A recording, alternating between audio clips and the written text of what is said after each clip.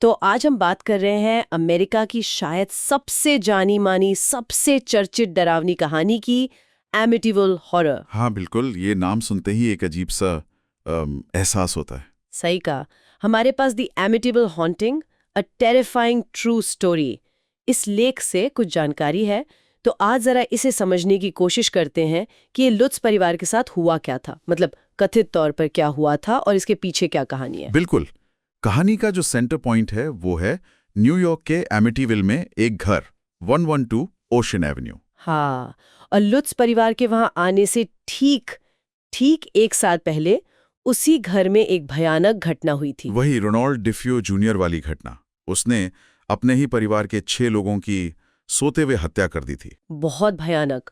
और फिर लुत्स परिवार, जॉर्ज, कैथी और उनके 3 बच्चे, वो इस घर में आते हैं। हाँ, और कहते हैं कि उन्हें इस इतिहास की पूरी मतलब जानकारी थी या नहीं, इस पर भी थोड़ी बहस है, पर हाँ उन्हें पता था कि कुछ हुआ है। घर उन्हें काफी सस्ते में मिल गया था। अच्छा, हाँ, ये अक्सर ऐसी कहानियों में एक पहलू होता है, लेकिन घर में आने के कुछ ही समय बाद चीजें बिगड़ने लगी, है ना? हाँ, और बहुत तेजी से अजीब और मतलब डरावनी घटनाएं होने लगीं। क्या क्या हुआ था, मतलब जो रिपोर्ट्स हैं उनमें क्या बताया गया? कई चीजें थी, जैसे घर में अचानक अजीब सी गंध आना या कुछ जगहों का एकदम ठंडा हो जाना। फिर वो मक्खियों के झुंड, खासतौर पर एक सिलाई वाला कमरा था वहां। उफ, मक्खियां। और वो दीवारों से कुछ कुछ निकलने की बात भी थी। हाँ, हरे रंग का चिपचिपा पदार्थ, मतलब सुनने में कितना अजीब लगता है। फिर रहस्यमयी आवाजें थी, कदमों की आहटें। और कुछ मनोवैज्ञानिक असर भी थे शायद, जैसे जॉर्ज का रोज रात को जागना। हाँ बिल्कुल, जॉर्ज का हर रात लगभग 3:15 बजे जाग जाना, और ये वही समय था जब वो हत्याएं हुई थी। हाँ, अनुमानित समय। और कैथी को डरावने सपने आते थे, उनमें कुछ अस्थायी शारीरिक बदलाव भी महसूस होते थे। और बच्चों के साथ भी कुछ था। हाँ, कहा जाता है कि बच्चे किसी अनदेखे दोस्त से बात करते थे, एक काल्पनिक दोस्त या शायद कुछ और। बाप रे। और घर में कोई साया या ऐसी कोई चीज महसूस होने की बात। हाँ, उन्होंने दावा किया कि घर में, खासकर तीसरी मंजिल के कमरे में, एक शैतानी उपस्थिति थी। उन्होंने किसी पादरी को भी बुलाया था ना, घर को पवित्र करने के लिए। हाँ, बुलाया था, पर कहते हैं कि पादरी को भी किसी हिंसक ताकत ने मतलब डरा कर भगा दिया। उन्हें कहा गया, निकल जाओ, ऐसी आवाज आई। और ये सब सिर्फ 28 दिनों में हुआ। हाँ, यही तो सबसे हैरान करने वाली बात है, सिर्फ 28 दिन। बस 28 दिन। और उसके बाद लुत्स परिवार इतना डर गया कि वो अपना लगभग सारा सामान, सब कुछ वहीं छोड़कर बस भाग गए, वहां से भाग गए। और फिर ये कहानी दुनिया भर में फैली। हाँ, 1977 में जे एंसिन की किताब आई, द एमिटिबल हॉरर। उसने इस कहानी को एकदम मशहूर कर दिया, और फिर तो फिल्में बनी, डॉक्यूमेंट्रीज आई, सिलसिला चलता रहा। लेकिन इतनी शोहरत के साथ सवाल भी तो उठे होंगे, मतलब क्या ये सब सच था? बिल्कुल बिल्कुल, बहुत सवाल उठे। कई संदेहवादी जांचकर्ता सामने आए जिन्होंने लुंज परिवार के दावों पर शक जाहिर किया। उनका क्या कहना था, मतलब शक की बुनियाद क्या थी? मुख्य तर्क ये था कि ये सब शायद पैसे कमाने के लिए रचा गया धोखा हो सकता है।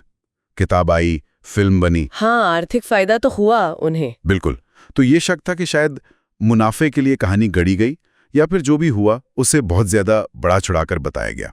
कुछ लोगों ने तो किताब लिखने की प्रक्रिया पर भी सवाल उठाए कि वकील और लेखक मिलकर कहानी बना रहे थे। तो मतलब एक तरफ ये डरावने अनुभव के दावे, दूसरी तरफ धोखेबाजी और मुनाफे के आरोप। हाँ, यही इसका विवादित पहलू है।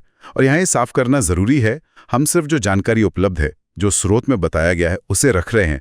हम ये नहीं कह रहे कि क्या सच है क्या झूठ। सही बात है, लेकिन इन सारे सवालों और शक के बावजूद एमिटिबल हॉरर आज भी अमेरिका की सबसे प्रसिद्ध कथित प्रेतवादित कहानियों में से एक है। हाँ, ये बनी हुई है, इसकी पॉपुलैरिटी कम नहीं हुई है। तो अगर हम सब कुछ समेटें, एक घर जिसका भयानक अतीत है, एक परिवार जो वहां सिर्फ 28 दिन टिक पाता है, और फिर एक कहानी जो दुनिया भर में फैलती है, मशहूर होती है, पर विवादित भी रहती है। आखिर क्या है इस कहानी में जो ये आज तक लोगों को इतना पकड़ कर रखती है? मुझे लगता है शायद इसलिए कि ये हमारे एक बहुत गहरे डर को छूती है। हमारा अपना घर, जो सबसे सुरक्षित जगह होनी चाहिए, वही अगर डरावनी बन जाए। हाँ, वही अगर अनजान और खतरनाक हो जाए। ये कहानी उसी बुनियाद पे चोट करती है, और ये उन छिपे हुए इतिहासों, उन रहस्यों की तरफ भी इशारा करती है जो साधारण से दिखने वाली जगहों में दबे हो सकते हैं। तो ये सिर्फ एक भूत प्रेत की कहानी नहीं है, बल्कि ये हमारे अपने डर, हमारे अपने मन में जो अनजाने का आकर्षण है, उसका भी एक तरह से आईना है। हाँ, एक हद तक तो है, और यही बात सोचने पर मजबूर करती है। मतलब चलिए एक पल के लिए मान लें कि अलौकिक दावे सच नहीं है, फिर भी एमिटीवेल कहानी की ये जो ताकत है, जो इतने सालों से बनी हुई है, जो लोगों को डराती भी है और आकर्षित भी करती है, वो असल में हमें डर की प्रकृति के बारे में और कैसे हम सामान्य चीजों के भीतर भी किसी अनजाने, किसी रहस्य को ढूंढते या महसूस करते हैं, उसके बारे में क्या बताती है? ये एक सोचने वाला सवाल है।